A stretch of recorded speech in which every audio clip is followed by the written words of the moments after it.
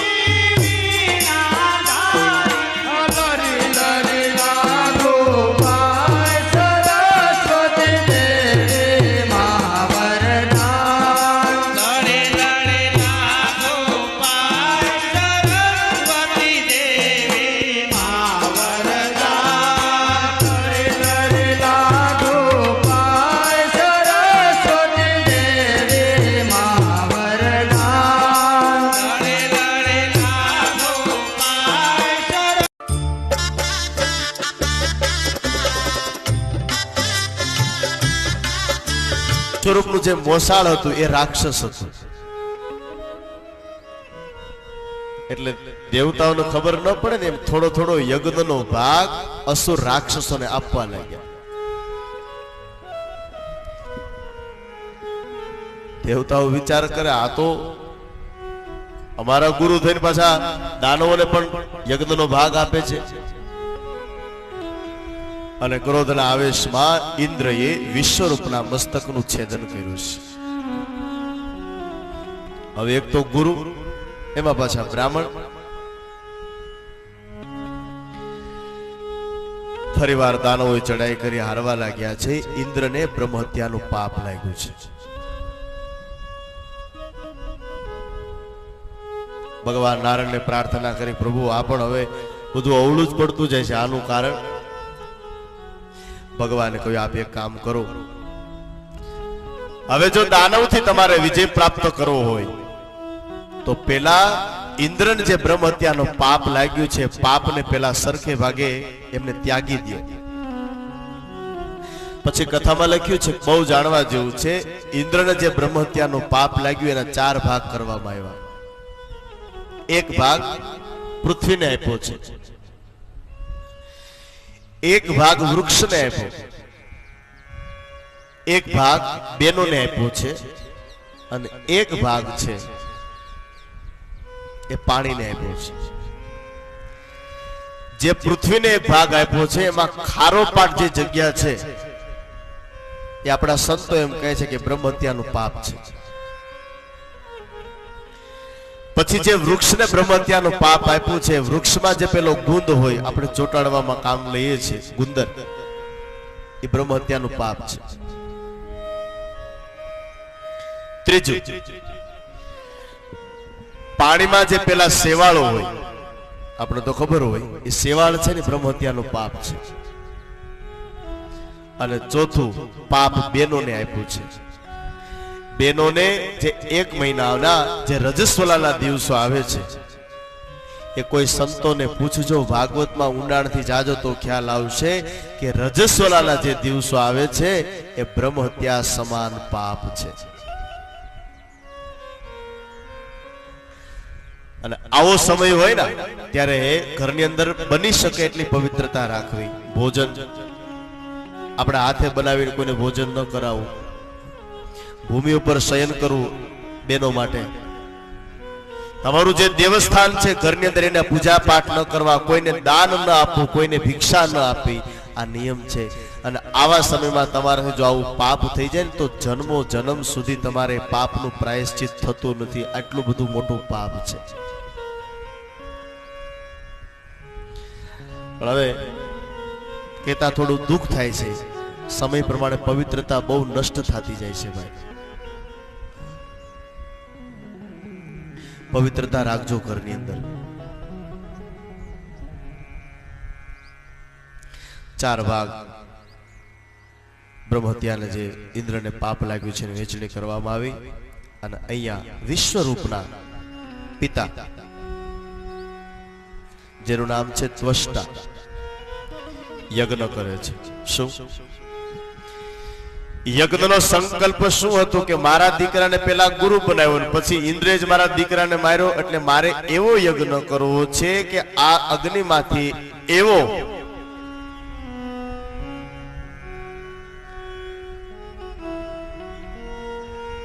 વ્યક્તિ પ્રગટ થાય કે જે ઇન્દ્રને મારે. પણ ધ્યાન આપજો, આહુતિ આપતા આપતા સંસ્કૃતમાં એક થોડીક રેફની ભૂલ પડી ગઈ. સંસ્કૃત છે ને એ આવડે તો જ બોલવું. બાકી ગુજરાતી હિન્દી તમે કદાચ બોલતા હોય, રસવાઈ દીર્ઘાઈની ભૂલ પડી જાય તો હજી સમજાય જાય, લખવામાં કદાચ ચાલે. પણ સંસ્કૃતમાં અક્ષરની નહીં, ઉપર જે રેફ આવે ને એ રેફની પણ તમે ભૂલ કરી નાખો તો અર્થનો અનર્થ થઈ જાય. એટલા માટે તો જો બ્રાહ્મણો ઋષિકુમારોને પાઠશાળામાં ભણવા જવું પડે. શું કામે? એનો અર્થ જ આ છે. એ સંસ્કૃતના મંત્ર જ્યારે ગુરુના મુખમાંથી નીકળતા હોય એ ઋષિકુમારોના કાનમાં જાય અને ગુરુદેવના શબ્દ દ્વારા જે વેદ છે, જે ધર્મ છે, જે શ્લોક છે એ પ્રતિષ્ઠિત થાય અને પછી યજમાનનું કલ્યાણ થાય છે. એટલે સંસ્કૃત આવડે તો જ બોલું. અઘરું નથી હો, મારો કહેવાનો ભાવાર્થ એવો નથી. અઘરો તો માણા છે. પણ સંસ્કૃત છે વાલાઈ દેવ ની ભાષા છે, આવડે તો ચોક્કસ બોલવું. અને મંત્રમાં તાકાત છે. ગમે એવો અતૃપ્ત આત્મા હોય અને શાંતિ જોઈને તો મંત્રમાં મળશે. મંત્ર બોલે છે બ્રાહ્મણની તાકાત નથી, પણ મંત્ર જે બોલાતા હોય એ સ્વયં પરમાત્માના મુખમાંથી નીકળેલા શબ્દ છે, જેને આપણે વેદ કહીએ છીએ.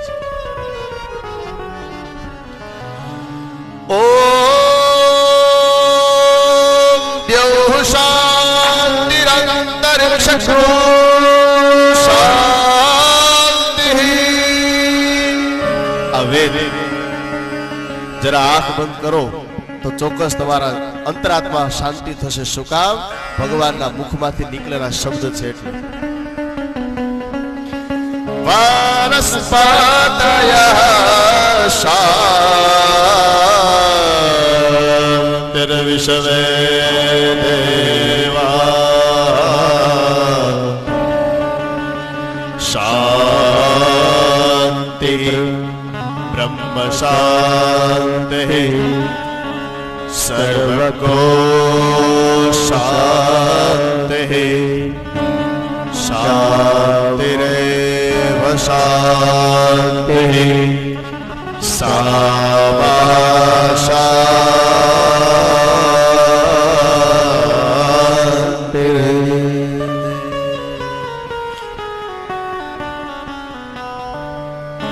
તમને કદાચ માનવામાં નહીં આવે પણ બહુ ટૂંક સમય પહેલા એક ન્યૂઝપેપરમાં એક કિસ્સો આવ્યો હતો.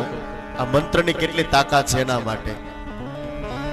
વિદેશનો કોઈ માણસ છે, સારામાં સારી છેલ્લામાં છેલ્લી ડિગ્રી હતી માણસની, ડોક્ટરની, અને એને એવું લખ્યું હતું કે કોઈ પણ પેશન્ટ, કોઈ પણ દર્દી જ્યારે મોટો રોગ થાય એના પેટમાં દવા નાખવામાં આવે, જેટલી દવા કામ નથી કરતી ને સાહેબ એટલા મંત્ર શક્તિ દ્વારા એના રોગ બધા મટી જાય છે.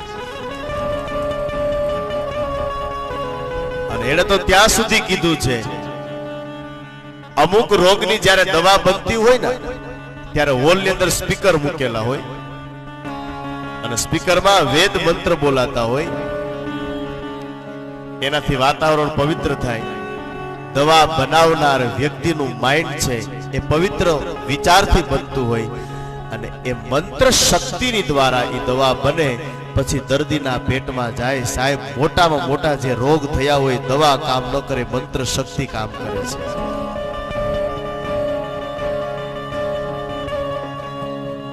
આપણે બોલીએ છીએ શક્તિ કઈ છે? મંત્ર શક્તિ છે. હાલવું, ચાલવું, ખાવું, પીવું, બેસવું, આ બધી શક્તિ કામ કરે છે અને એ શક્તિ છે મંત્ર શક્તિ.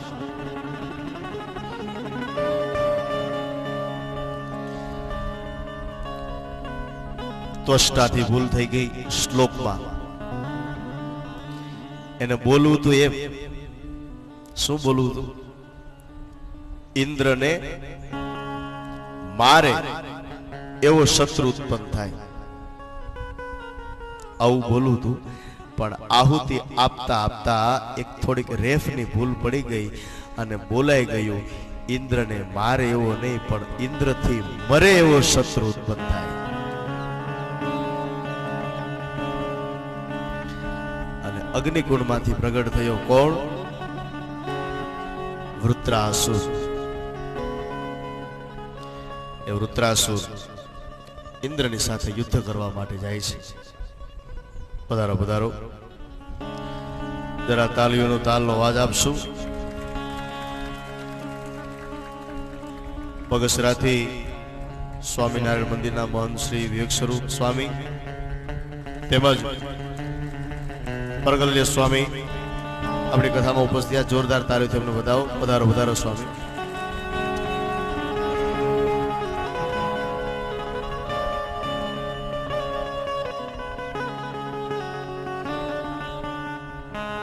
ઓમ નમો ભગવતે વાસુદેવાય.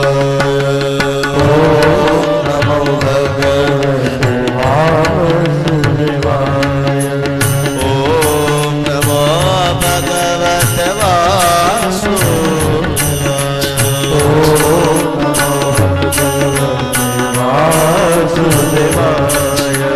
વાસુદેવાય વાસુદેવાય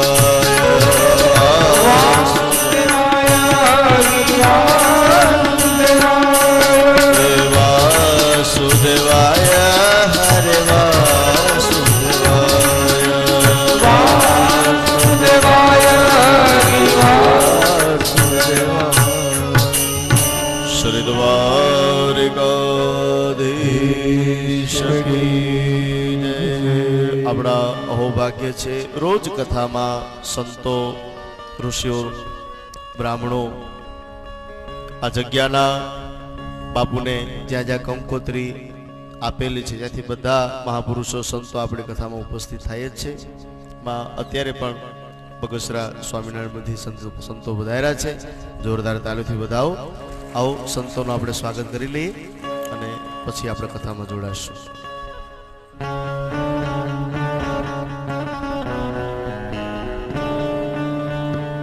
હેલો. બગસરા સ્વામિનારાયણ મંદિરના શાસ્ત્રી સ્વામી શ્રી વિવેક સ્વામીનું સ્વાગત. સંત શ્રી અજારામ બાપુની જગ્યાના મહંત શ્રી હરિરામ બાપુને વિનંતી કરશું કે શાસ્ત્રી સ્વામી શ્રી વિવેક સ્વામીનું સ્વાગત કરશે.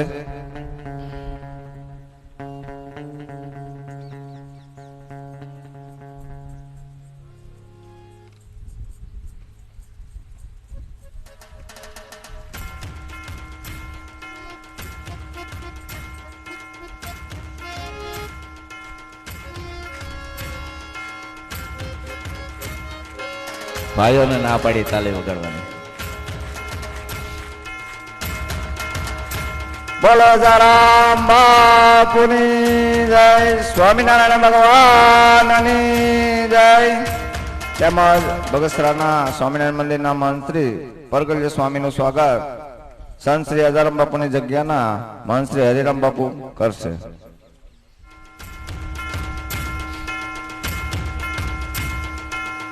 બોલો રામા પીરની જય.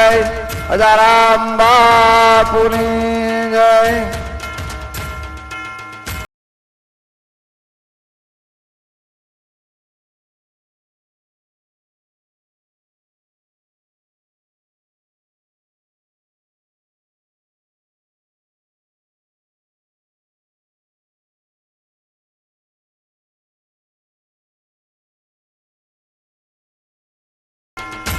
હાલો. તેમજ શાસ્ત્રી સ્વામી શ્રી વિવેક સ્વરૂપ સ્વામીનું સાલ ઓઢાડી સ્વાગત કરશે અને રૂડા આશીષ લેશે ભાવેશભાઈ વજુભાઈ કથિરિયા. તેમને વિનંતી કરું સ્ટેજ ઉપર આવે.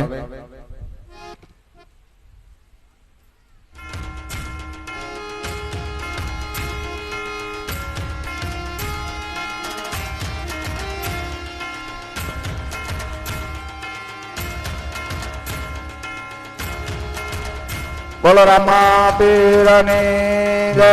સ્વામિનારાયણ ભગવાનની જય.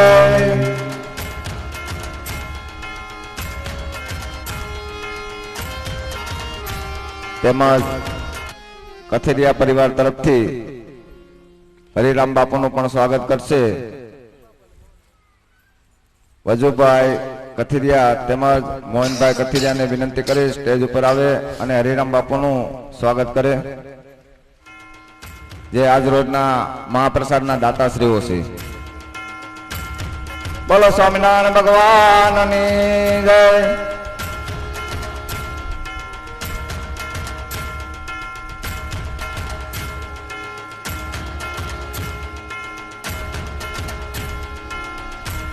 બોલો રામા પીરની જય. અજારામ બાપુની જય. બોલો ગિરનારી બાપુની જય.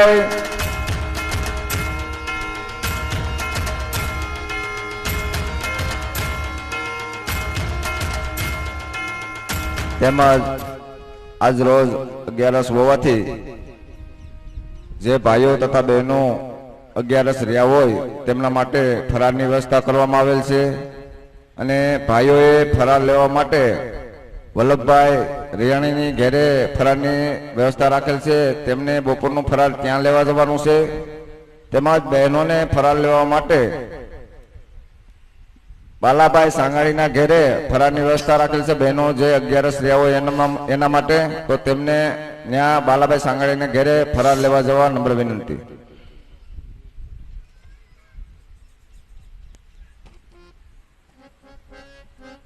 આપણે હું નંબર બોલું એ વાહન નડે છે જેના હોય તે લઈ લે, કારણ કે ત્યાંથી ટ્રેક્ટર કાઢવું છે.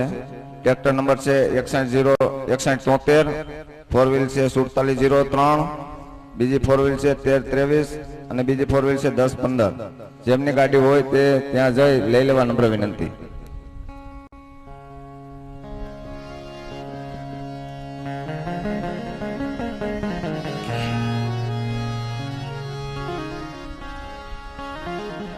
યસ્ય સ્મરણમાત્રેણ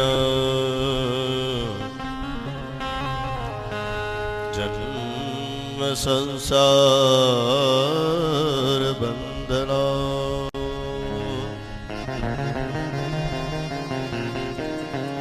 વિમુચ્યતે નમસ્તસ્મૈ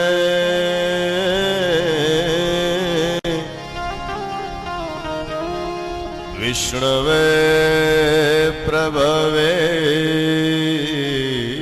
વિષ્ણવે વિષ્ણવે પ્રભવે વિષ્ણવે. બોલો શ્રી ભાગવત મહાપુરાણ કી જય. શ્રીમદ ભાગવત છઠ્ઠા સ્કંદની અંદર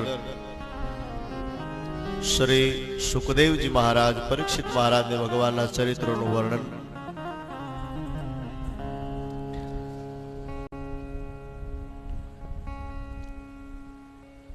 જે દેવતાઓ દ્વારા ગુરુનું અપમાન થયું એ કથાનો આપણે મહિમા જોયો.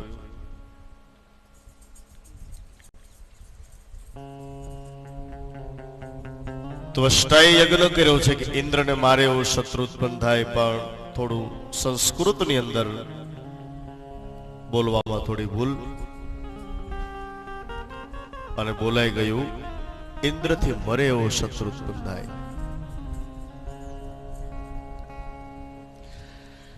અને પ્રગટ થયો છે વૃત્રાસુર.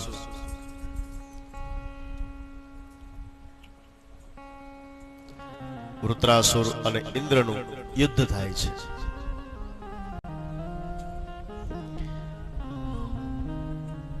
વૃત્રાસુરને કોઈ મારી ન શકે. ઇન્દ્રએ પરમાત્માને પ્રાર્થના કરી કે પ્રભુ મેં વૃત્રાસુરને મારવા માટે ખૂબ પ્રયત્ન કર્યો, પણ ભગવાને કહ્યું છે ઇન્દ્ર,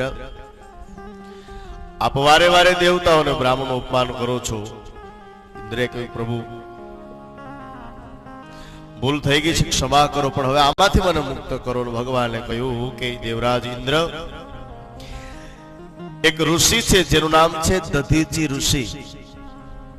એ દધીચી ઋષિના હાડકાનું જો વજ્ર બનાવવામાં આવે તો એના દ્વારા જ આ વૃત્રાસુરનો વધ થશે.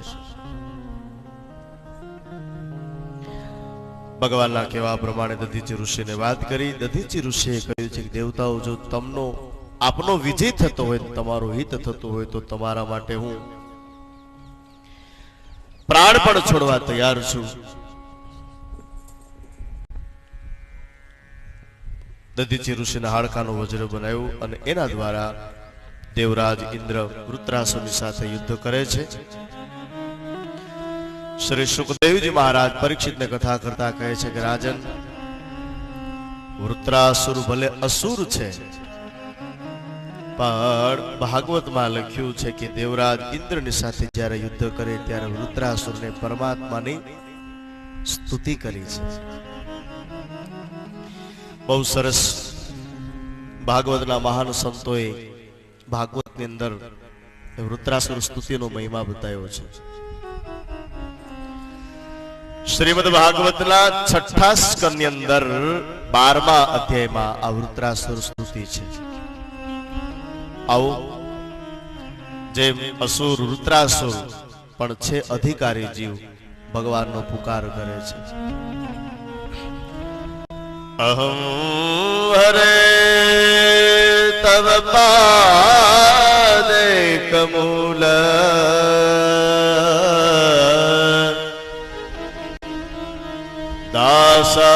દાસાનુદાસો ભવિતાસ્મિ ભૂય મનઃ સ્મરેતાસ્તુ પદર્ગુણાસ્તે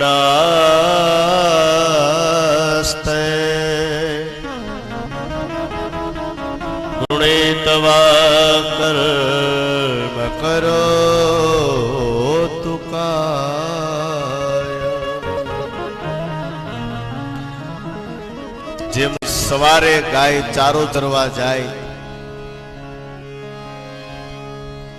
સાંજ પડે અને પોતાના બછડાઓ રાહ જોતી હોય ક્યારે મારી માં આવે, વૃત્રાસુર પરમાત્માને સ્તુતિ કરતા કહે છે પ્રભુ આપ કદાચ મને દર્શન ન આપો તો કાંઈ નહીં, પણ તમે જે ભક્તને દર્શન આપ્યા તે ભક્તના પણ જો મને દર્શન થઈ જાય તો હે પ્રભુ મને તમારું ધામ મળી જાય.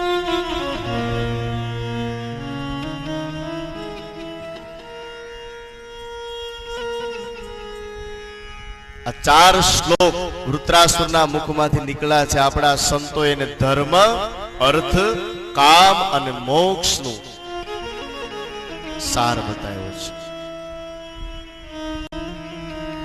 બીજા શ્લોકની અંદર વૃત્રાસુર કહે છે ભગવાનને,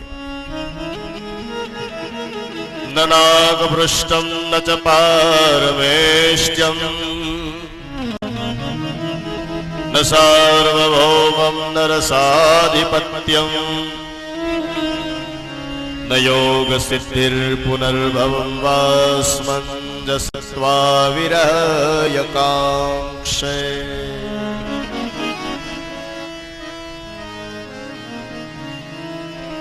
બહુ સરસ સ્તુતિ અને પ્રાર્થનાની તાકાત છે વાલા. કાંઈ નહીં આવડે તો ચાલશે, પણ 4 શ્લોક વૃત્રાસુરના મુખમાંથી નીકળ્યા છે. આપણા સંતોએ એને ધર્મ, અર્થ, કામ અને મોક્ષનું સાર બતાવ્યો છે. બીજા શ્લોકની અંદર વૃત્રાસુર કહે છે ભગવાનને, ન નાગ ભૃષ્ટમ ન ચ પારમેષ્ટ્યમ ન સાર્વભૌમં ન રસાધિપત્યમ ન યોગ સિદ્ધિર પુનર્ભવમ વાસ્મંજસત્વા વિરહયકાંક્ષે. બહુ સરસ સ્તુતિ અને પ્રાર્થનાની તાકાત છે વાલા. કાંઈ નહીં આવડે તો ચાલશે. કેટલું કરો છો એના કરતા કેવા ભાવથી કરો છો એનું બહુ મહત્વ છે. ઘણા ગણે બહુ કે અમે આટલી માળા કરીએ છીએ, બહુ ગણતરી ન કરી વાલા, કારણ કે ગણતરી કરશો ને તો આપણામાં કદાચ ભૂલ આવશે, પણ કાળિયો ઠાકર પરમાત્મા જે ગણતરી કરશે ને સાહેબ એમાં ક્યારેય ભૂલ નહીં આવે. થોડું કરો પણ સારું કરો.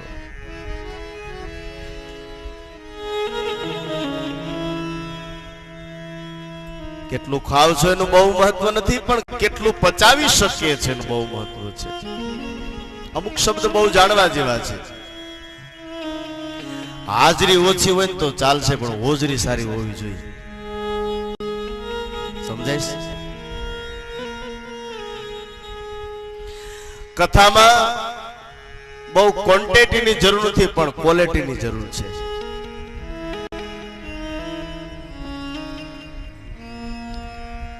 એ ગુરુદેવના બે શિષ્ય હતા ને, એમાં પરીક્ષા કરવા ગુરુદેવે પેલા શિષ્યને કહ્યું, જાતો બેટા બહાર જોઈ આવ તો કેટલા માણા છે. પેલો ગણીને આવ્યો, કહ્યું ગુરુદેવ 536 છે, બેસી જા. બીજાને કહ્યું તું જાતો બેટા કેટલા 12 માણસો છે. પેલો ગણીને આવ્યો, ગુરુદેવે પૂછ્યું બેટા જેવ બોલે હા કેટલા છે, કહ્યું 5 છે.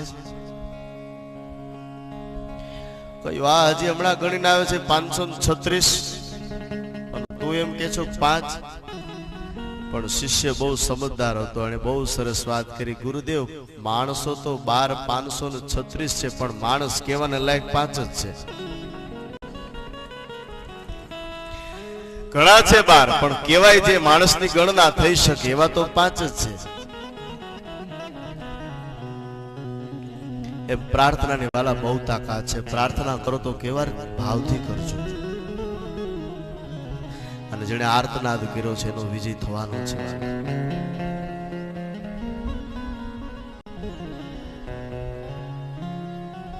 બસ આ માંગજો ભગવાનની પાસે. સવારમાં જાગો ત્યારે એટલું કહેજો, પ્રભુ કોઈનાથી મારાથી કોઈને દુઃખ ન લાગે અને મારું અંત સમય આવે બસ ત્યારે તારી ભક્તિ પ્રાપ્ત થાય. મુક્તિ ન માગવી. શું કામ ખબર? મુક્તિ માગશો તો ભગવાન આપણાથી મુક્ત થઈ જશે, પણ ભક્તિ માગશો તો ભગવાન આપણી સાથે બંધાઈ જશે. એટલે ભક્તિ માગજો. અને ખરેખર ભક્તિ કોને કહેવાય વાલા વૈષ્ણવ ખબર છે? જ્યારે ઠાકરના પરમાત્માના ગુણગાન ગાતા હોય અથવા તો સાંભળતા હોય, અને ભગવાનની કથા સાંભળતા સાંભળતા આપણું હૃદય દ્રવિત થઈ જાય, અને ઈશ્વરના નામ માટે મારા તમારા આંખમાંથી અશ્રુની ધાર થાય ને વાલા, એ જ મોટામાં મોટી પરમાત્માની ભક્તિ છે. બહુ સરસ કોઈ કવિએ કીધું છે, અને કદાચ પ્રાર્થના ન આવડે, શ્લોક ન આવડે તો નહીં બોલતા. આ 1-2 પંક્તિ ને 1-2 કડી બોલજો, કારણ કે પ્રાર્થનાનો સાર છે. શું? મુક્તિ મળે કે ના મળે, મારે ભક્તિ તમારી કરવી છે. મુક્તિ મળે કે ના મળે, મારે ભક્તિ તમારી કરવી છે. દેવા મળે કે ના મળે, મારી સેવા તમારી કરવી છે. દેવા મળે કે ના મળે, મારી સેવા તમારી કરવી છે. મારી સેવા મારી કરવી છે. મારી સેવા તમારી કરવી છે.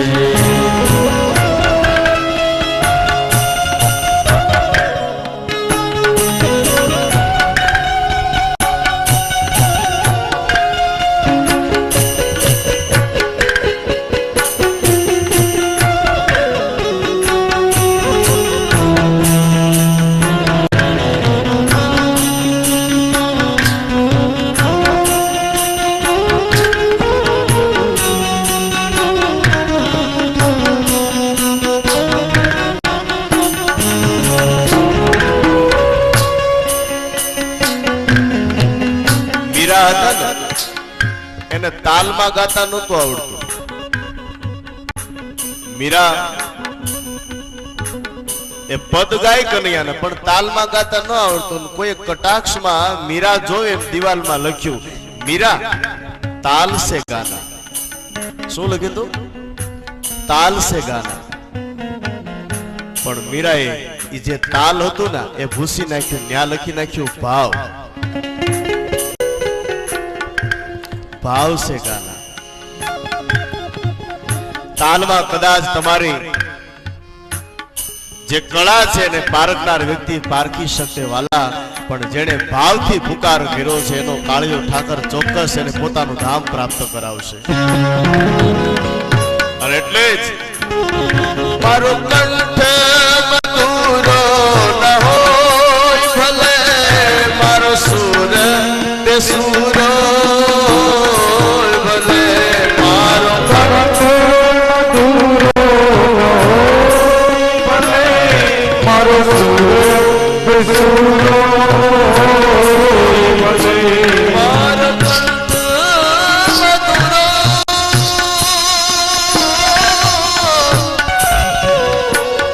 મારો કંઠ મધુરો ન હોય ભલે, મારો સુર બેસુરો ભલે, મારો કંઠ મધુરો મારો સુર બેસુરો ભલે. આખું નથી ગાવું પણ આ છેલ્લી લીટી બડે પ્યારથી. શબ્દો મળે કે ના મળે, શબ્દો મળે કે ના મળે, કવિતા મારી કરવી છે, મારી કવિતા મારી કરવી છે.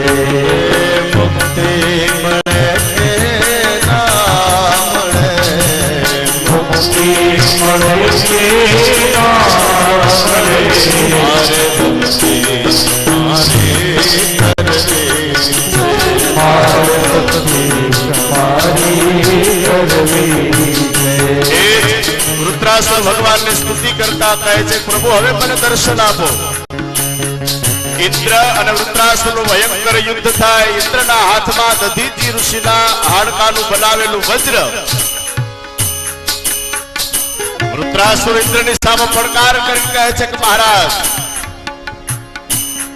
ડરવાનું તો મારે છે, તમારે નથી. કારણ કે મને ખબર છે તમારા હાથમાં જે શસ્ત્ર છે, શસ્ત્રથી જ મારું મૃત્યુ થવાનું છે. અને વૃત્રાસુરની ભાવમયી વાણી દ્વારા વૃત્રાસુર સ્તુતિના છેલ્લો શ્લોક, મમોત્તમ શ્લોક જને સખ્યમ સંસાર ચક્રે પ્રવતસ્વ કર્મભિઃ વન્માયાત્મા મજાન ભૈરે શ્રેષ્ઠ શક્તિ ચિત્તસ્ય નાથ ભૂયાત ચિત્તસ્ય નાથ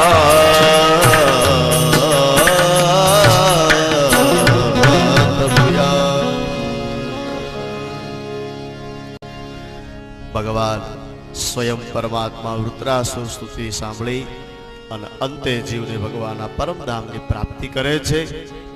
પરીક્ષિત મહારાજે પ્રશ્ન કર્યો, મહારાજ આપે એમ કહ્યું કે વૃત્રાસુર અસુર છે, પણ છતાંય અંત સમય ભગવાનની સ્તુતિ યાદ આવી, ભગવાનનો પુકાર કર્યો તો આવો જીવ. બોલે અંત જન્મની અંદર, ગયા જન્મની અંદર ચિત્રકેતુ નામનો વિદ્યાધર હતો. એ જ ચિત્રકેતુ ભગવાનનું દર્શન થયા, જે વૃત્રાસુરના રૂપની અંદર ભગવાનના ધામની પ્રાપ્તિ કરે છે. ત્યાં શ્રીમદ ભાગવતનો જે 6ઠ્ઠો સ્કંદ છે એને પૂર્ણ વિરામ આપી અને આવો ભાગવતના 7મ સ્કંદની અંદર શ્રી સુખદેવજી મહારાજ પરીક્ષિતને કથા બતાવતા કહે છે કે રાજન, 7મ સ્કંદ છે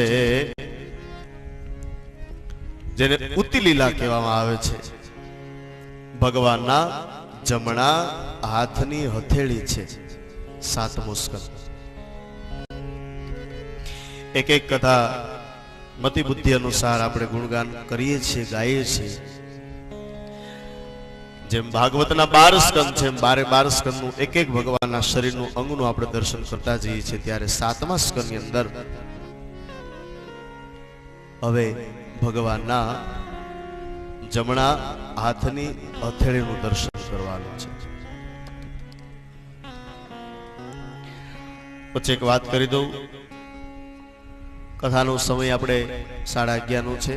ફક્ત 5 થી 7 મિનિટમાં જ કથાને આપણે વિરામ આપશું અને પછી આપણે કથામાં જે વિવેક સ્વામી પધાર્યા છે એના આપણે સૌ આશીર્વાદ લેવાના છે. એટલે કોઈ ઉભા થઈને જશો નહીં. અહીંયા એક સૂચના આવેલી છે એટલે કથાને વિરામ આપી દે ત્યારબાદ વિવેક સ્વામી પાસે પણ આપણે આશીર્વાદની અપેક્ષા રાખશું. એટલે બધા થોડી વાર શાંતિથી, જ્યાં સુધી એથી કહેવામાં ન આવે ત્યાં સુધી કોઈ પોતાનું સ્થાન ન છોડતા. શ્રી કૃષ્ણ કનૈયા લાલ કી જય. 7મ સ્કંદ. ભગવાનને કોઈ વાલું નથી ને કોઈ વેરી નથી, સમભાવ છે. હમણાં જ આપણે ચર્ચા કરી ગયા કે હિરણ્યકશ્યપુને ભગવાન મારે, હિરણ્યાક્ષને મારે, દંતવક્ત્ર, શિશુપાળ આદિ અસુરને મારે. ભગવાન મારે એને તારે અને ઉગારે એને તારે, એ પ્રભુ છે.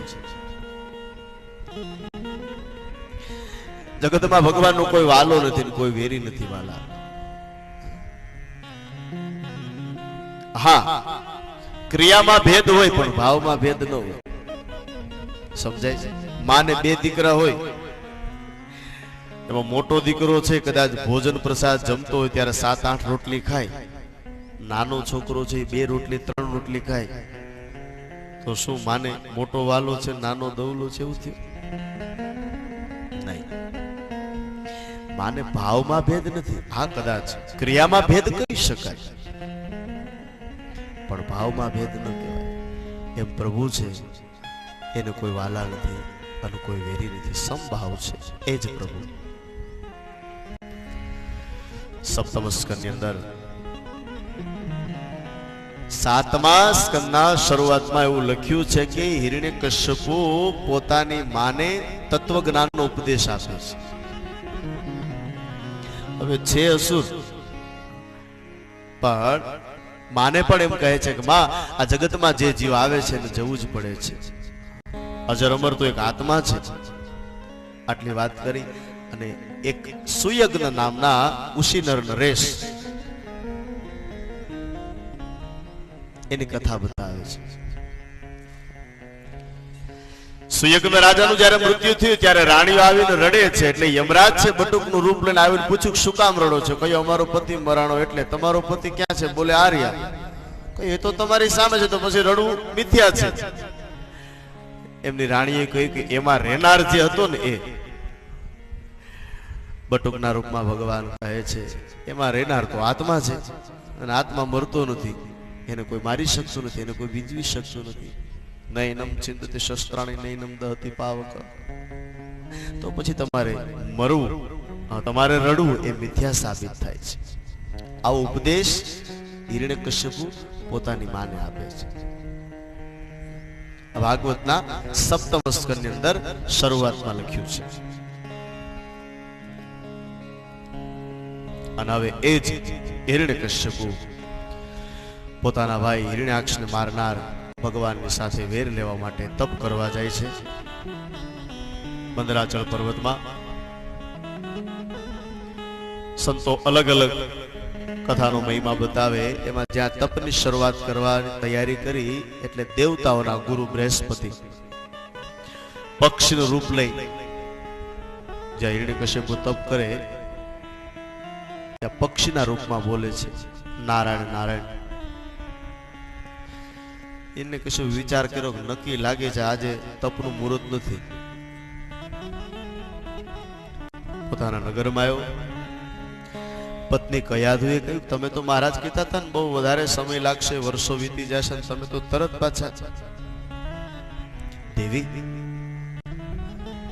હું એટલા માટે પાછો આવ્યો કે આજે તપનું મુહૂર્ત નથી, અપશુકન થયા. બોલે શું? જ્યાં મેં તપની શરૂઆત કરી તો પક્ષી નારણ નારણ બોલતું હતું. કયા તો વિચાર કર્યો, લગ્ન થયા ને આટલા વર્ષ થયા, મારા પતિના મુખમાંથી ક્યારે નારણ શબ્દ સાંભળ્યો નથી. નક્કી આમાં કઈ સંકેત છે. હવે તો જેટલું બને એટલું મારા પતિના મુખમાંથી નારણ નારણ બોલાવું. કયાદું છે બહુ સંસ્કારી સ્ત્રી છે. પછી થોડી થોડી વારે પૂછે કે મારા તમે જૂઠું બોલો છો. પક્ષી થોડું બોલે. આ દેવી શું બોલતું તું? બોલે નારાયણ નારાયણ. ભોજન કરવા બેસે અને આમ કરતા કરતા સાંજનો સમય. જોવાલા વૈષ્ણવ, એક અસુર એક રાક્ષસને ત્યાં ભગવાનનો મહાન ભક્ત પ્રહલાદ થાય. એનું કારણ શું? આ એની કથા છે. સાંજનો સમય, સંસાર સુખ ભોગવતા ફરીવાર કયાદુએ કહ્યું, મહારાજ બોલો પેલું પક્ષી શું બોલતું હતું? બોલે નારાયણ નારાયણ. અને નારાયણ બોલતા સંસાર સુખ ભોગવું. એ કયાદુના ઉદરમાં જે બાળક થશે ભગવાનનો મહાન ભક્ત પ્રહલાદ. નામની તાકાત છે. બીજા દિવસે તપ કરવા માટે વર્ષો હજારો વર્ષ સુધી તપ કર્યું. ભગવાન બ્રહ્માજી પ્રગટ થયા અને બ્રહ્માજીએ કહ્યું, માગો શું આપું? બોલે અજર અમર. મહારાજ અજર અમર તો ન આપી શકું, કારણ કે આ કાર્ય મને પણ સોંપેલું નથી. કઈ કન્ડિશન મૂકો.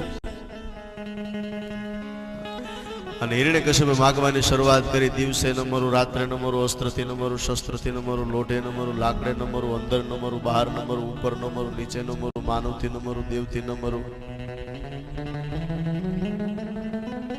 તથાસ્તુ. 14 પ્રકારના વરદાન ભાગ્યા છે. હિરણ્યકશ્યપુને કે એમ કે હવે મને કોઈ મારી નહીં શકે. હાહાકાર મચાયો છે. હિરણ્યકશ્યુ જ્યારે તપમાં હતા એની પહેલા તો પ્રહલાદજીનો જન્મ થઈ ગયો છે.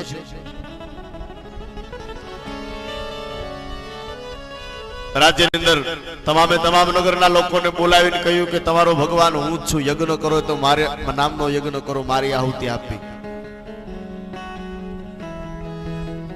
પ્રહલાદજી થોડા મોટા થાય, પાઠશાળામાં ભણે. એક દિવસ હિરણ્યકશ્યપ પોતાની ગોદમાં લઈને પૂછ્યું, બેટા શું ભણ્યા? પ્રહલાદજી પોતાના પિતાને જવાબ આપતા કહે છે, પિતાજી શ્રવણમ કીર્તનમ વિષ્ણુ સ્મરણમ પાદ સેવન અર્ચનમ વંદનમ દાસ્યમ શક્ય આત્મનિવેદનમ.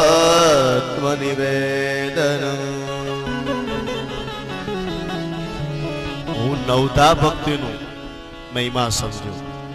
શ્રવણ, સ્મરણ, કીર્તન. હિરણ્યકશ્યપ વિચાર કરે, આ તો બધા દુશ્મનના લક્ષણો બતાવે છે. મારી મોટે આવી વાતો કરે છે. પ્રહલાદને સમજાવવાનો પ્રયત્ન કર્યો, પણ પ્રહલાદ ન માર્યા. ક્રોધના આવેશમાં હિરણ્યકશ્યપે પ્રહલાદને પોતાની ગોદમાંથી ફેંક્યો છે.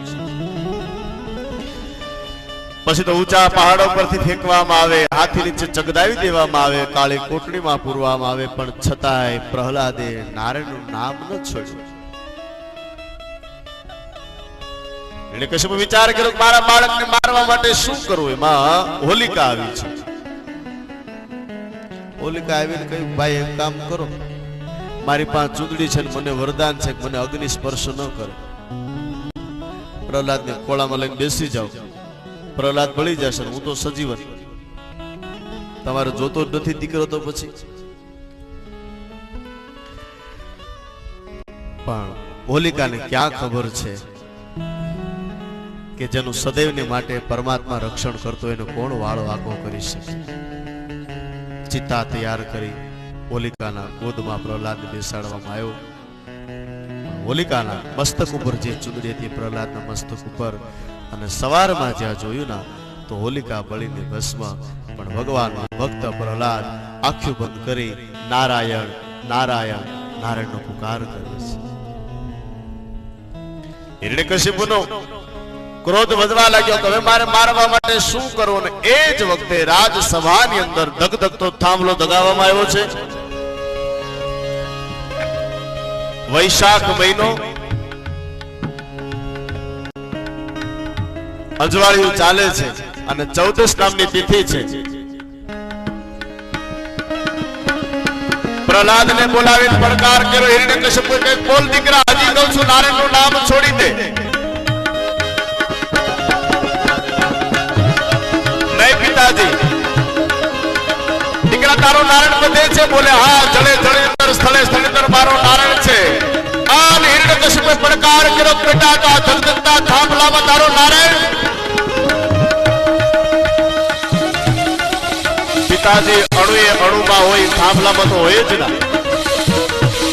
અને આકાશમાંથી દેવતાઓ ભગવાનને પુષ્પથી વધાવવાની તૈયારી. રાજસભામાંથી બધા રાજાઓ ઉભા થયા, બધા ઋષિઓ ઉભા થયા.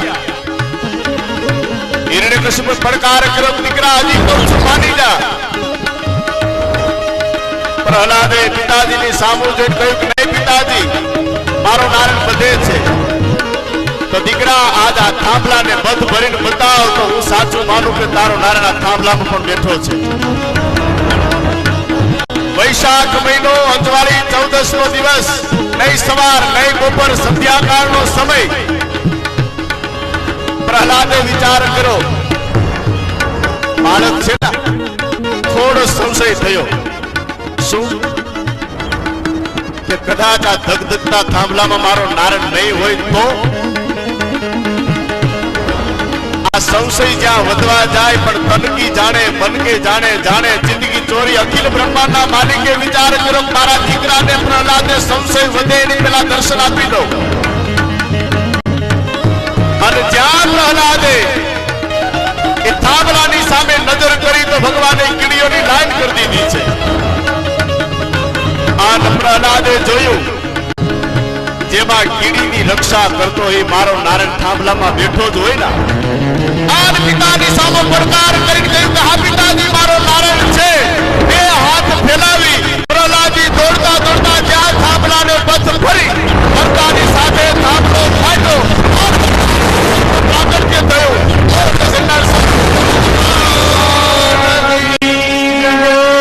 દર્શન ભગવાન, દર્શન ભગવાનનું ક્રોધમય સ્વરૂપ, ભગવાનનું મુખ છે સ્ત્રીના આકાર જેવું, આખું અંગ છે માનવ આકાર. પણ મને એમ લાગે છે કે હિરણ્યકશ્યપુએ પ્રહલાદ ઉપર કઈ કરવાનું બાકી નથી રાખ્યું. તો ભલે ભગવાન હિરણ્યકશ્યપુને 3-3.5 કલાક ક્રોધ આપે, આપણે 3:30 વાગ્યા પછીના કથામાં ભગવાનના ક્રોધને શાંત કરશું. અત્યારની કથાને આપણે વિરામ આપી દઈએ. અને જે પૂજ્ય બગસરાથી સ્વામિનારાયણ મંદિરથી વિવેક સ્વામી પધાર્યા છે, પોતે પણ સારા વક્તા છે, હવે બધા અવારનવાર સાંભળ્યા છે.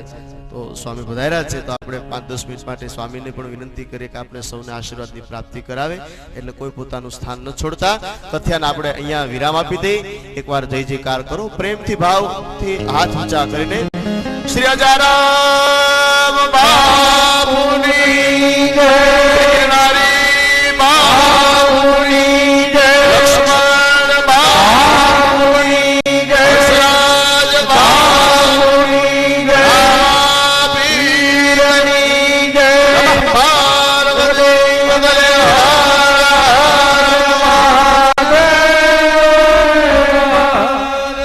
પૂજ્ય વિવેક સ્વામી આપને આશીર્વાદ આપશે.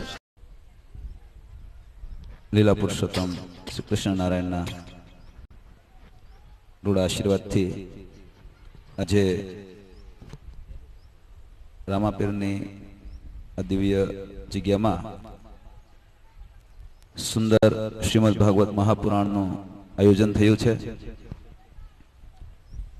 આ આયોજનની દિવ્ય સભામાં અંતર્યામી સ્વરૂપે વિરાજમાન ભગવાન બાલકૃષ્ણલાલજી, પૂજ્ય વક્તા મહોદય શ્રી ગોપાલભાઈ જોશી, આ જગ્યાના મહાન હરિરામ બાપુ, અમારી સાથે પધારેલા પૂજ્ય પ્રગલ્ભ સ્વામી, જિગ્નેશ ભગત, સંગીતકાર મિત્રો, ભૂદેવો અને તમામ આયોજકો, યજમાનો અને શ્રોતાઓને જાજા કરીને જય શ્રી કૃષ્ણ. ભગવાન શ્રીહરિની સુંદર લીલા પૂજ્ય ગોપાલભાઈ ખૂબ સારી રીતે વર્ણવતા હતા. શ્રીમદ ભાગવત ગ્રંથ છે એ મુક્તિ માટેનો ગ્રંથ છે. જેનું મૃત્યુ નજીક આવ્યું હોય એમણે કેવું જીવન જીવવું એનું દર્શન કરાવનારો આ ગ્રંથ છે. એટલે મરતા શીખવાનું કામ શ્રીમદ ભાગવત કરે છે. અને મરણ એક એવો પ્રસંગ છે ફરજિયાત આવે છે. બીજા પ્રસંગ હજી આવે ના આવે ફરજિયાત કમ્પલસરી એવું નહીં, પણ મરણ ફરજિયાત છે. એટલે હરેક વ્યક્તિએ શ્રીમદ ભાગવતની કથા સાંભળીને મોત સુધારી લેવું. ગોપાલભાઈ ખૂબ સારી રીતે કથાનું વર્ણન કરતા હતા. હું સાંભળતો હતો. કંઠ સારો છે ગોપાલભાઈ તમારો. ભગવાનની કૃપાથી આ બધું આયોજન પ્રકાશમાં આવતું હોય છે. અને જેની પર અનહદ રાજીપો થાય, ઘણા જન્મના સુકૃત ઉદિત થાય, એને જ ભગવાનની કથા સાંભળવાનો અવસર મળતો હોય છે. શ્રીમદ ભાગવતમાં જ આવ્યું છે, જન્માંતરે ભવેત પુણ્યમ તદા ભાગવતમ લભેત. હજારો જન્મના સુકૃત ઉદિત થાય ત્યારે શ્રીમદ ભાગવત કથા સાંભળવાનો અવસર મળે છે. ભગવાનના ભક્તોનો સમાગમ મળે છે. સત્સંગ કર્યા વિના, સમાગમ કર્યા વિના, ભાગવત કથા સાંભળ્યા વિના જીવની ક્યારેય મુક્તિ થાય જ નહીં. કારણ સત્સંગથી વિવેક પ્રગટે છે. બિનુ સત્સંગ વિવેક ન હોય, રામ કૃપા બિનુ સુલભ ન સોય. વિવેક યાની શું? સાર અસારને સમજવું એ વિવેક છે. કર્તવ્ય અકર્તવ્યનું ભાન થવું એ વિવેક છે. ધર્મ અધર્મને યથાર્થ જાણવા એ વિવેક છે. તો સાર શું છે અને અસાર શું છે શ્રીમદ ભાગવત બતાવે છે. અસાર ખલુ સંસારો, ગોકર્ણ મહારાજ બોલ્યા છે. આત્મદેવ મૂંઝાણા ને ત્યારે, અસાર ખલુ સંસારો દુઃખ રૂપી વિમોહક સુતમ કસ્ય ધનમ કસ્ય સુતઃ કસ્ય ધનમ કસ્ય સ્નેહવાન જ્વલતે અનિશ. સારો એ સંસાર અસાર છે પિતાજી. કોના પુત્ર કોનું ધન? સુતઃ કસ્ય ધનમ કસ્ય. તમે શું કામ એવું માનો છો કે ધંધુકારી મારો પુત્ર છે? તો સંસારને અસાર સમજાવવાનું કામ કથા કરે છે, સત્સંગ કરે છે. આજની તો કાલ આ અસાર સંસારમાંથી પાછું વળવું જ પડશે. પરીક્ષિત રાજાને 7 દિવસનો અવધિ સમજાણો કે 7મા દિવસે મારું મૃત્યુ થવાનું છે તક્ષક નાગના દંશથી. તો એને હસ્તિનાપુરની સમ્રાટ સત્તા ગળે ન વળગી. આવડી મોટી સમૃદ્ધિનો માલિક હતો, મોટો ચક્રવર્તી રાજા હતો, પૃથ્વીનો બાદશાહ હતો. તેમ છતાંય મોતના સમાચાર સાંભળી રાજાને આનંદ થયો અને જન્મે જઈને રાજપાટ સુપ્રત કરી રાજા ગંગાના કિનારે બેસી ગયા છે અનુષ્ઠાન વ્રત લઈને. મિલે કોઈ એસા સંત ફકીર પહોંચા દે હમે ભવ દરિયા કે દે. સંતની રાહ જોઈને બેઠા. પૂરો વિશ્વાસ હતો કે હિન્દુસ્તાન છે વાંજીઓ ન હોય, કોઈને કોઈ સંતો અચૂક વિચરતા હોય જેના માધ્યમથી મને પરમાત્માની પ્રાપ્તિ થશે. આને મુમુક્ષુ કહેવાય, આને મુમુક્ષુ કહેવાય. જ્યાં સુધી વિશ્વાસ નથી, ભરોસો નથી, કોઈ સંત મળશે નહીં, મળે, હશે નહીં હોય, ત્યાં સુધી એને ભગવાનનો મહિમા, સંતોનો મહિમા, શાસ્ત્રોનો મહિમા, હિન્દુસ્તાનનો મહિમા છે જ નહીં. અને જેને હિન્દુસ્તાનનો મહિમા ન હોય, શાસ્ત્રોનો મહિમા ન હોય, ભગવાનનો મહિમા ન હોય, એને માનવ તરીકે જીવવાનો અધિકાર જ નથી. હિન્દુસ્તાનમાં જન્મ મળ્યા પછી કોઈને કોઈ સંતો મળે જ છે. શ્રદ્ધા જોઈએ. શ્રદ્ધા ન હોય જો વિષય તો પુરાવાની શું જરૂર છે? જે દિવસે સંત નહીં હોય તે દિવસે આ બ્રહ્માંડ નહીં હોય. એટલે સંતો તો છે જ, એને ઓળખવાની જરૂર છે. ધર્મો રક્ષતી રક્ષિત. ધર્મનું રક્ષા થાય છે તો ધર્મ આપણી રક્ષા કરે છે. તો ધર્મની રક્ષા કોણ કરે છે? તો કોઈને કોઈ સંતો કરે છે, કોઈને કોઈ ભગવાનના ભક્તો કરે છે. સંત એટલે ભગવાધારીની વાત નથી. લોકોને શું છે કે સંતની જયારે વ્યાખ્યા ત્યારે એવું માને કે ભગવાધારીની વાત આવે છે. એવું શાસ્ત્રો નથી કહેતા. જાતિ ન પૂછો સાધુ કી પૂછી લીजियो જ્ઞાન, મોલ કરો તલવાર કાન પડા रहन दो म्यान. जाति पाति से कोई मतलब नहीं है, कपड़ों से कोई मतलब नहीं है. मतलब तो अंतःकरण की भावना से है. હૃદયમાં જેની ભાવના ઉમદા છે. દધીચી ઋષિની કથા આવતી હતી. ઇન્દ્ર રાજાને મુશ્કેલી આવી, મોત આમ સામે દેખાતું હતું. વૃત્રાસુર કોઈ હિસાબે મળે એમ નહોતો. તો દધીચી ઋષિની પાસે જઈને માગણી કરી, આપણા વાસાનું અસ્થિ આપો. હવે અસ્થિ એ કઈ ખિસ્સામાંથી આપવાની વસ્તુ છે? બધા જાણે કે અસ્થિ આપવું હોય તો મરવું પડે. મરવું કોને ગમે?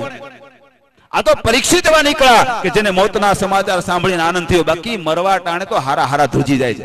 બાપાને પૂછે ને, બાપા કેમ છો? તો કે કાંઠે બેઠા છીએ, બીજાને ધક્કા દેવા, મરવા નહીં.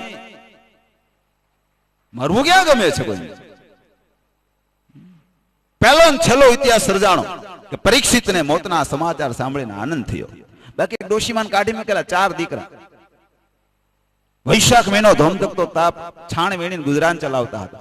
માજી આમ સુંડલો ઊંચો કરે પણ ઊંચો ન થાય, આમ પરસેવે રેબ જેબ થઈ ગયા પણ સુંડલો ઊંચો ન થાય. માજીને થયું કે આખી જિંદગી મહેનત જ કર્યા કરી, કોઈ દિવસ સુખ મને મળ્યું જ નહીં, કોઈ દિવસ મેં સુખ ભોગવ્યું જ નહીં, બળી આ જિંદગી, આના કરતા તો મોત સારું. એને મોતને પુકાર કર્યો કે હે મોત તું તો આવ કે.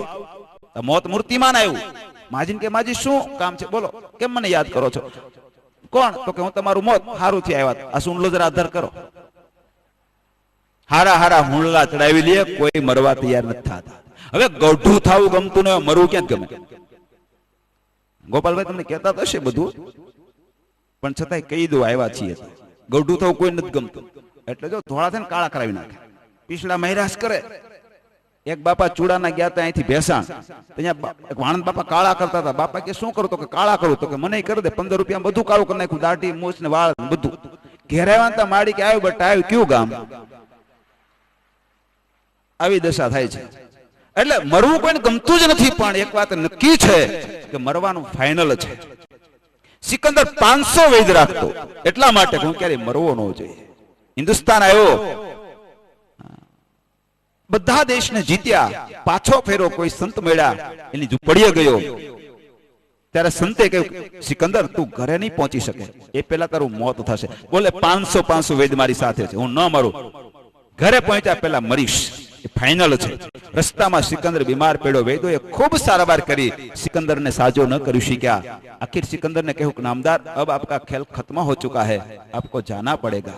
ત્યારે સિકંદરે કહ્યું કે મેં એટલા માટે તમને નથી રાખ્યા, ગમે એમ કહીને મને સાજો કરો, હું મરવો જ ન જોઈએ. ત્યારે વૈદોએ કહ્યું कि नामदार ये मृत्यु लोक है, यहाँ जिनका जन्म होता है उनका मृत्यु निश्चित है, अब आपको जाना पड़ेगा, तैयारी करो. और सिकंदर खाली हाथे पछताઈને મેરો. સિકંદરના છેલ્લા શબ્દો, આલમ બધીમાં એક સિક્કો ચલાવ્યો સિકંદરી, પણ પામર ન જાણ્યું પિંડને, મેં ખોટ ખાધી ખરી. આ એના છેલ્લા શબ્દો. આખી દુનિયાનો ખજાનો ભેળો કર્યો, પણ છેલ્લે એને મળ્યું શું? તો છેલ્લે પશ્ચાતાપ સિવાય કઈ નહીં મળે. મરવા ટાણે ભગવાનનું ભજન થઈ જાય, અંતઃકરણથી પરમાત્માની મૂર્તિમાં ચિત્તની વૃત્તિ પરોવાઈ જાય તો જન્મારો સફળ થઈ જાય. ભલા માણસો, જન્મારો સફળ થઈ જાય. આ કથા જન્મારો સફળ કરવાને માટે ગવાઈ રહી છે. હું લાખ લાખ અભિનંદન આપું પૂજ્ય હરિરામ બાપુને કે જેણે આવું સુંદર આયોજન કરી અને ગામના તમામ ભક્તોને ભાગવતની કથાનો આ લાભ મળે એટલા માટે ખૂબ પોતે શક્તિ સંપત્તિ એનો વ્યય કર્યો છે. જે કોઈ યજમાનો થયા છે એને મારા લાખ લાખ અભિનંદન કે એમણે પોતાની સદલક્ષ્મીનો સદવ્યય કરી અને ગ્રામજનોને ભાગવતની ભાગીરથીમાં તરબોળ કરવાના પ્રયત્નો કર્યા છે. ઘણા સ્વયંસેવકોએ સેવા કરી હશે, આયોજકોએ સેવા કરી હશે. તન મન ધનથી સેવા કરનારા કોઈ બી હોય, નામી અનામી, શક્તિ સમય અને સંપત્તિનો ભોગ આપનારા કોઈ બી નામી અનામી હોય, બધાને લાખ લાખ અભિનંદન અને ભગવાનના ચરણમાં પ્રાર્થના કરું કે આ બધાને એવી શક્તિ આપ્યા કરજો જેના માધ્યમથી ખૂબ સારા સારા કાર્યો થતા રહે. ભાગવતની ભાગીરથી વહેતી વહેતી આ ચુડા ગામને આંગણે આવી છે, સ્નાન કરી લેજો. પેલી ભાગીરથમાં સ્નાન કરવું હોય તો દૂર સુધી જવું પડે. સમય જોઈએ, શક્તિ જોઈએ, સ્વાસ્થ્ય જોઈએ, શ્રદ્ધા જોઈએ, સંપત્તિ જોઈએ, સારો સથવારો જોઈએ, ઘણું બધું હોય ત્યારે જઈ શકાય. પણ ત્યાં ગયા પછી સ્નાન કરશો એટલે નિષ્પાપ થઈશું, ફરીને પાપ નહીં થવાની ગેરંટી એ ભાગીરથી નહીં આપે. ત્યારે આ ભાગીરથી ગામ આંગણે આવી છે, ઘર આંગણે આવી છે. વિના શક્તિ સંપત્તિનો ભોગ કર્યા અને તમે ભાગવતની ભાગીરથીમાં સ્નાન કરી પાવા નહીં થઈ શકશો અને ફરીથી પાપ નહીં થવાની ગેરંટી આ ભાગવતની ભાગીરથી આપી દેશે. તો મોક્ષ માટેની ભાગવતી ભાગીરથી અમારે ગોપાલભાઈ બહુ સારી રીતે વહેવડાવી રહ્યા છે, એનો ખૂબ લાભ લઈ લેજો. આજે ચોથો દિવસ છે ને, ચોથો દિવસ છે, હજી 3 દિવસ બાકી હશે, તો ખૂબ લાભ લઈ લેજો, જીવનને પાવન કરી લેજો. મરવાનું નક્કી જ છે. કોઈ એમ નક્કી કર્યું હોય મારે હજી વાર છે એવું કઈ નથી. પરીક્ષિતને 7 દિવસનો અવધિ હતો, આપણને 7 સેકન્ડનો અવધિ નથી. ભલા માણસો, આ ઘડીના આપળમાં મરી જવાનું છે, એનો વિલંબ નથી જણાતો. આવી ભાવનાથી જીવન જીવશું ત્યારે જ ભગવાનનું ભજન થશે. તમે અનુભવતા હશો ઘણી વખત આ ભૂકંપ થતા હોય એવું થયા જ કરે છે ને, વાવાઝોડું નાનતે ને એ વખતે કોઈને બીડી તમાકુ વ્યસન વિષય પાપ કાંઈ યાદ નથી આવતું, ત્યારે તો નાભીમાંથી ભજન કરે છે કે હે મહારાજ બચાવજો. ઈ ભજન ટેપ કર્યા જેવું હોય. શું કામ? મોતનો ભય લાગ્યો એટલે. એમ સતત જેને મોતનો ભય લાગ્યા કરશે ને એ કાયમીને માટે ભગવાનને આર્તનાદથી પુકાર્યા કરશે. ગજ મોક્ષની કથામાં તમે સાંભળ્યું હશે, ખૂબ મહેનત કરી પણ છતાંય કામયાબ ન નીવડો. અને પછી પોતે જ્યારે નિર્બળ થઈ ગયો, નિર્બલ વે બલરામ પુકાર્યો આયે આધે નામ સુનેરી મેને નિર્બલ કે બલરામ. પછી એમ થયું કે હવે મારી શક્તિ કામ નહીં આવે, એટલે એને ભગવાનને પુકાર કર્યો છે કે હે હજ કીધું, આખું તો બોલવું ન પડ્યું, હા બોલ્યો તો ભગવાન પહોંચી ગયા. પ્રભુને લાગ્યું ગરુડની ગતિ મંદ છે. ગરુડનો ત્યાગ કરી ભગવાન પાળા પધાર્યા. સુદર્શન ચક્રથી ગ્રાહનું મસ્તક છેદી અને પોતાના ભક્તને બચાવી લીધો. તો આર્તનાદથી પુકારશું, મોત જ્યારે સામે દેખાશે ને આર્તનાદથી પુકારશું ત્યારે ભગવાન અવશ્ય આપણી રક્ષા કરશે. મોતને નજર સામે રાખીને જીવનમાં આગળ વધજો. અમીર માણસો વિમાનમાં મુસાફરી કરી જાય છે. રૂપિયા હારા હોય તો વિમાનમાં ફરે, પણ તમને ખાનગીમાં કહી દઉં, ભંગારમાં ભંગાર મુસાફરી હોય ને તો વિમાનની ઈ ઉપર ખોટકાણ હોય તો દશા શું થાય? ગાડી તો ગમે ત્યાં ઉભી રાખી દેવાય. અમને તો અનુભવ થઈ ગયો છે. પછી મેં તો પાણી મૂક્યું છે, હવે નો જવાનું થાય તો નાળિયેર નાખું. એવું તો બધાને ગમે ને ભાઈ, મરવું કોને ગમે? અમીર માણસો વિમાનમાં મુસાફરી કરી જાય છે, ગરીબ માણસો ચાલતા આવે છે ને ચાલતા જાય છે. ફેશનની દુનિયામાં સાયકલો વધી, કોઈ ઇનોવામાં અને ઝાયલોમાં જાય છે. ગામડામાં આજે તે ગાડા લહેકાય છે. તમારા ચોડામાં ગાડા ફરતા હશે. ગામડામાં આજે તે ગાડા લહેકાય છે, પણ કવિ રામ ભક્ત કહે અંતે તો નાના મોટા બધાય ઠાઠડીમાં જાય છે. છેલ્લે ઠાઠડી નીકળવાનું. સ્મશાન યાત્રા ફરજિયાત નીકળવાનું. અને કેવો પ્રસંગ પાછો! ન દેજો ઉપચારકોને દોષ મારા મોત પર એટલા માટે કે કુરબાની હતી મારી માંદગી નહોતી, અને રડ્યા બેફામ સૌ મારા મોત પર એટલા માટે કે પ્રસંગ મારો જ હતો ને મારી હાજરી નહોતી. આ કેવી કરુણતા કહેવાય! પ્રસંગ આપણો ઉજવાતો હોય ને આપણે હાજર ન હોય. બધા રામ બોલો ભાઈ રામ બધું ગાતા જાતા હોય, કેટલું કરતા હોય, કોના માટે? આપણા માટે જ. એટલે એ છેલ્લી યાત્રા ફરજિયાત નીકળશે. વરઘોડો નીકળવાનો છે. ઓલો વરઘોડો નીકળે કે ન નીકળે? કારણ કે હવે ઘણાના વરઘોડા નથી નીકળવાના. હાડતલી વટાવી ગયા હોય ને માંડી જ વાળવું. ગોઈતા જ કરે. 45 ના થાય તો એવું જ માને કે અમે જુવાન છીએ. એક તો 45 વર્ષનો મૃત્યુ જોવા ગયેલો, જોઈને ગયો પછી કન્યાની મા કન્યાને કહેતો અને ના પાડી દીધે. કેમ તો કાં તો મને જોવા આવ્યો હતો. પછી માંડી વાળવું. એટલે કોઈને મરવું ગમતું નથી, પણ મરવું ફરજિયાત છે. એ મરણ આવે પહેલા કંઈક એવું કામ કરી લેવું જેને કારણે હસતા હસતા મોતની ગોદમાં સુઈ જઈએ. જબ તુમ આયે જગ મેં જગ હસે તુમ રોય, બેસી કરણી કર ચલે તુમ હસે જગ રોય. આને જીવન કહેવાય. આવું જીવન જીવવા માટેની આ પાઠશાળા ખુલી છે. અમારા ગોપાલભાઈ એના શાસ્ત્રી છે પાઠશાળાના, અને તમને બધાને પાઠશાળાના પાઠ શીખવી રહ્યા છે. એ પાઠશાળાનો ખૂબ લાભ લઈ લીજો. યુવાનો બાળકો ખાસ, વડીલો તો બેઠા જ છો, પણ યુવાનોને બાળકોને ખાસ કથામાં લાવજો. કથાના શબ્દો એના અંતરમાં ઉતરે એવા પ્રયાસ કરજો. સ્વયંસેવકમાં હોય યુવાનો તો એ થોડુંક આમ વહેલાસર કામ પતાવી લેવું, પછી કરવું, પણ કથાના સમયમાં બધા યુવાનો અને બાળકોને લાવજો. એ ભારતનું ભાવિ છે, એને સલામત રાખવું એ અમારી સંતોની, પવિત્ર ભૂદેવોની અને તમામ વડીલોની પવિત્ર ફરજ છે. જો આ દેશના બાળકોને, આ દેશના યુવાનોને નહીં બચાવી શકીએ તો થોડા સમય પછી આ દેશનું ભાવિ કેવું નબળું પડશે એની કલ્પના કરવી મુશ્કેલ છે. એટલે આજનો હાઈફાઈ યુગ ચાલે છે, ટેકનોલોજી યુગ ચાલે છે, સ્વતંત્ર યુગ છે, મોબાઈલ, ટીવી, ટેબ્લેટ વગેરે વગેરેનો યુગ છે. એ યુગને કારણે બાળકો અને યુવાનો બહુ બગડી રહ્યા છે. એને સુગંધિમાન રાખવા હોય તો તમે એને સત્સંગના યુગમાં રાખજો, નહીતર તમને રોતા નહીં આવડે એની ગેરંટી. પાછલી જિંદગીમાં તમારે પાંજરાપોળમાં ન જવું હોય તો બાળકોને યુવાનોને અહીંયા રાખજો. આમાં મા બાપની સેવાનો મહિમા આવશે. હા, એને આમાં રાખજો, નહીતર પાંજરાપોળમાં સમજો તમે વૃદ્ધાશ્રમ જવું પડશે. નહીં સાચવે કોઈ, એવી પરિસ્થિતિનું નિર્માણ ન થવા દેવું હોય તો થોડોક સમય ભલે બગડે યુવાનોનો, બાળકોનો, પણ કથામાં લાવજો. કથાના માધ્યમથી એના અંતઃકરણમાં કંઈક દિવ્યતા આવશે, પ્રેમ પ્રગટશે, દયા આવશે.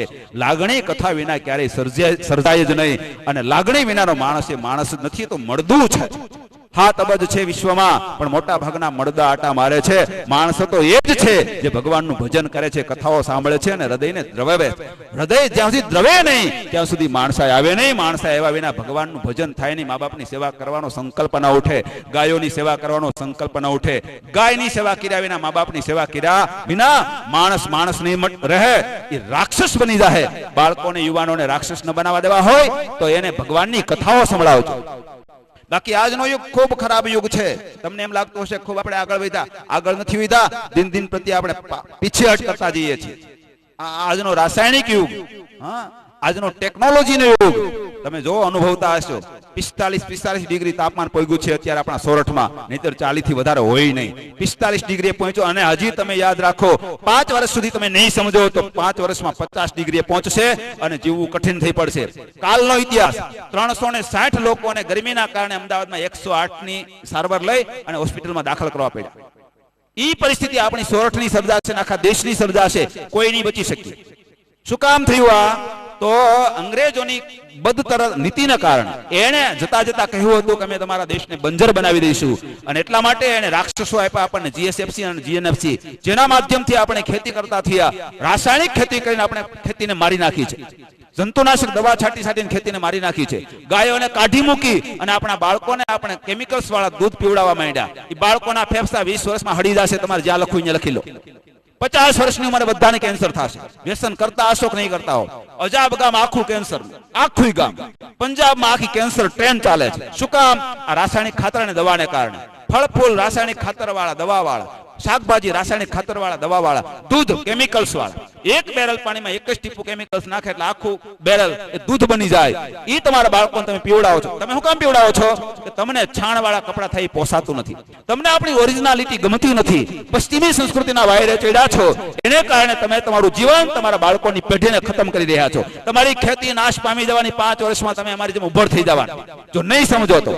ઘેરે ઘેરે હરેક વ્યક્તિ ગાયને પાળે, મા બાપને પાળે, સુખી તો જ થશો, નહીતર માથે ઓઢી રોવાનું છે. એટલે મારી ખાસ ટકોર આપણે ગૌ માતા મહોત્સવ કર્યો હતો બગસરામાં, જબરજસ્ત મહોત્સવ કર્યો હતો, લાઈવ પ્રસારણ કરીને કર્યો હતો. અને એમાં અમારો એક જ સિદ્ધાંત હતો, કોઈ હિસાબે લોકો ગાયનું મહત્વ સમજતા થાય. ગૌશાળાના લાભાર્થે કથા કરીને 5-25 લાખનો ફાળો કરી દો એ મહત્વનું નહોતું, પણ જન જન સુધી ગાયનો મહિમા પહોંચે અને હરેક ઘર આંગણે, હિન્દુના ઘર આંગણે ગાય હોય, એ ગાયના દર્શન કરી, ગાયનું દૂધ પી અને ગાય આધારિત ખેતી કરીને જીવન જીવશે તો આ દેશનો યુવાન બાળક નક્કર બનશે.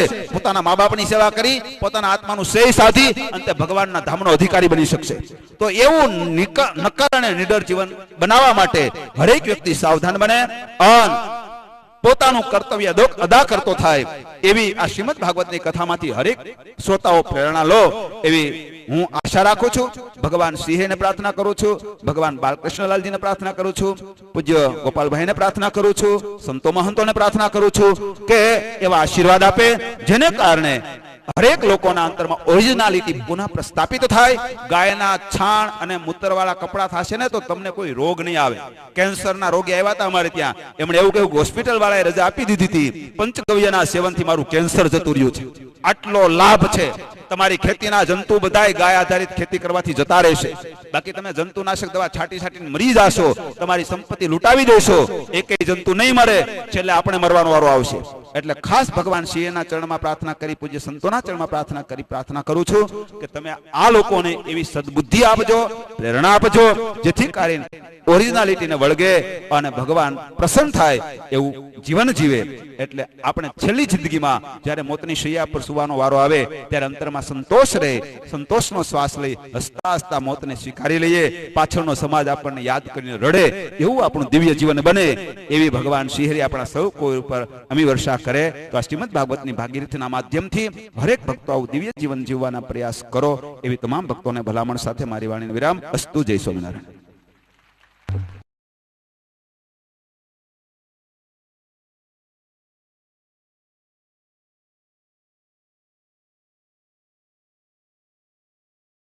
રાજારામ બાપુની જગ્યા ચુડા સોરઠમાં ઉજવાતા અનેક કાર્યક્રમોને નિહાળવા માટે આ ચેનલને સબસ્ક્રાઇબ કરો.